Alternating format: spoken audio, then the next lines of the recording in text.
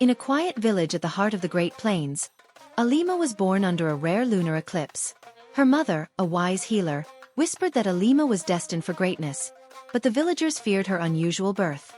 Shadows danced around her as if obeying her silent command, while light poured from her skin whenever she felt joy.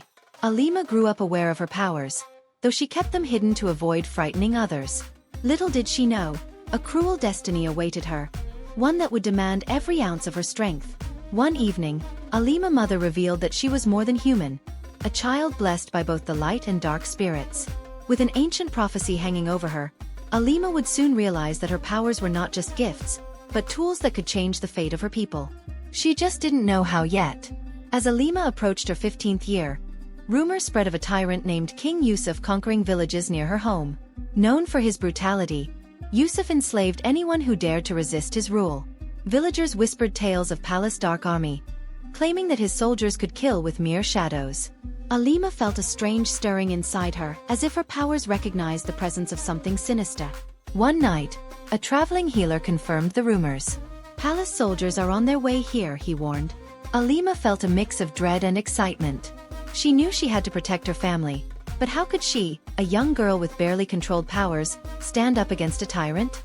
The village elders, knowing of Alima's unusual abilities, called her to a secret meeting. They shared tales of past warriors who had controlled both light and darkness, using them to protect their lands from invaders. Your powers are rare, Alima, said Elder Mani, but they are also dangerous if left unchecked. The elders warned her to keep her powers hidden and avoid any confrontation with palace soldiers. But Alima's heart burned with anger. She didn't want to hide. She wanted to fight. She wondered if the elders were right or if her destiny was to rise against Yusuf. Yet, she kept her promise and decided to wait, at least for now. Palace soldiers arrived at dawn, casting shadows over the once peaceful village. They announced new laws and imposed high taxes, demanding that every able-bodied villager work in palace mines. Alima watched in silent fury as her friends and family were herded like cattle, forced to obey or suffer brutal punishment. As she hid behind a tree, a young soldier spotted her. His eyes widened in recognition, sensing her power. Alima felt her shadows surge with anger, nearly giving her away. But instead of reporting her, the soldier whispered, "Be careful. There are those who can sense power." Alima nodded, confused yet grateful. It was her first hint that not everyone under palace rule was an enemy. The villagers suffered under palace rule, and Alima's heart grew heavier each day. Her father was forced to work in the mines, returning home exhausted and barely able to eat. Alima's mother urged her to be patient, to stay hidden. But Alima felt a calling deep within her, a voice that reminded her of the light and shadow she held within. That night, Alima made a decision. She would no longer watch her people suffer. She would find a way to control her powers, to harness both light and shadow in a way that could free them all. Though she didn't yet know how, Alima vowed to become the warrior her people needed. Determined, Alima began training herself. She practiced in the shadows of the forest, where no one could see her. She experimented with her powers, discovering that she could make shadows dance and brighten the darkest corners. But each time she tried to control both forces at once, they clashed violently, leaving her exhausted. One day, she met the soldier who had warned her. He introduced himself as Kazim, a former member of Palace Army who despised the king's cruelty. Kazim offered to help her train, though he admitted he didn't fully understand her powers. With his guidance, Alima learned to balance her abilities little by little, inching closer to her destiny.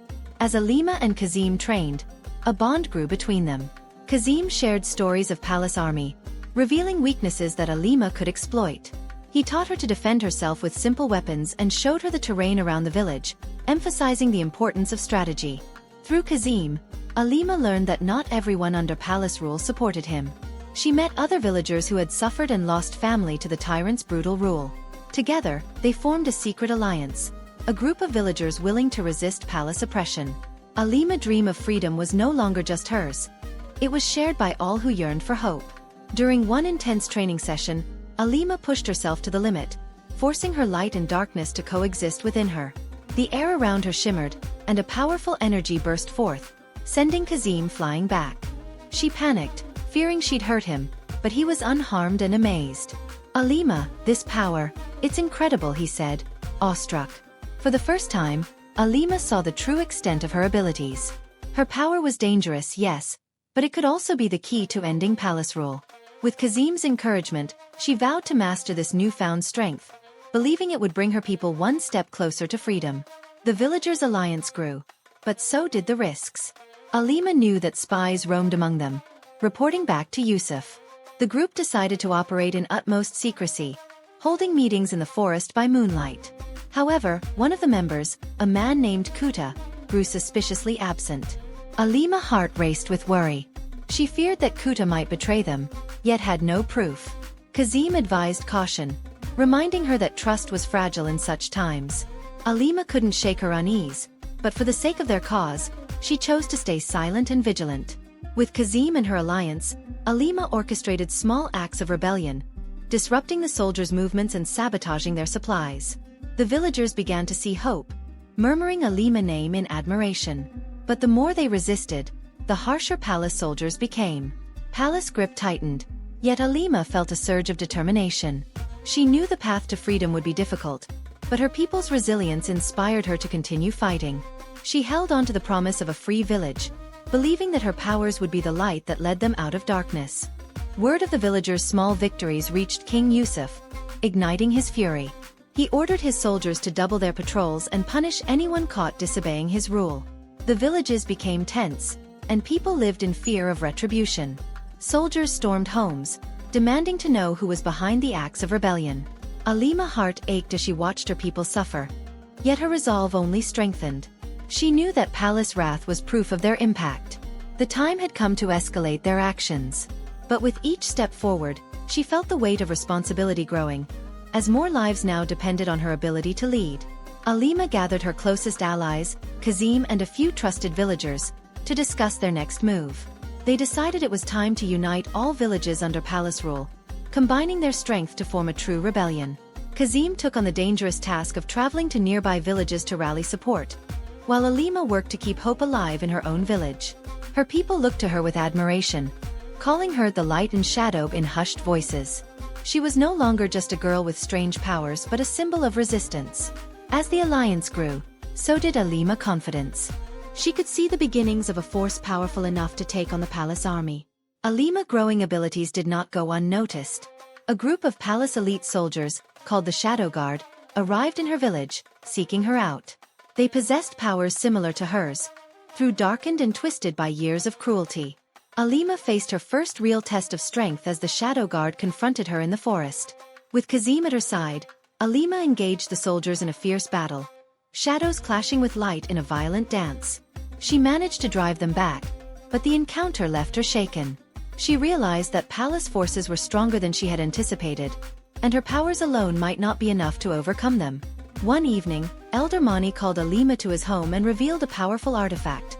A necklace passed down through generations, said to enhance the powers of its wearer. Elder Mana believed Alima was worthy of its power and gifted it to her, saying, "This necklace was meant for the one who would lead us out of darkness." The necklace seemed to hum with energy as Alima placed it around her neck.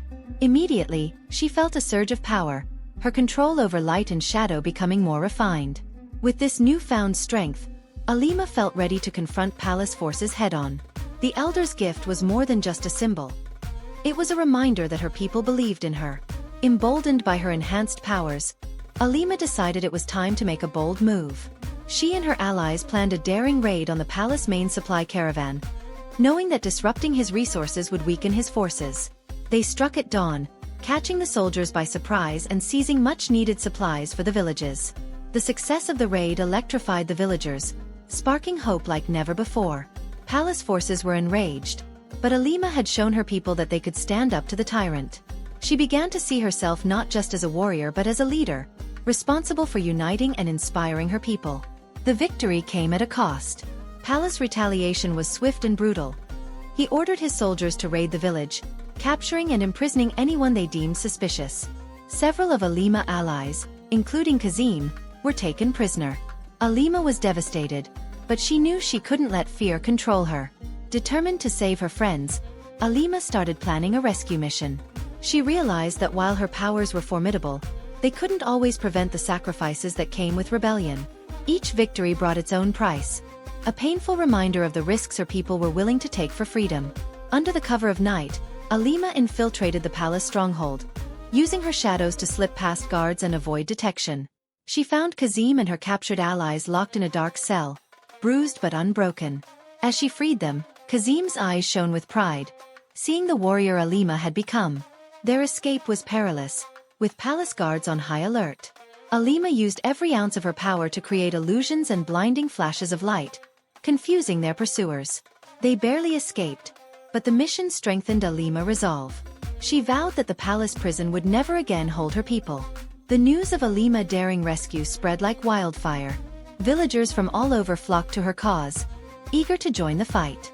Alima knew that Yusuf would retaliate, and she needed to prepare her people for the battles ahead.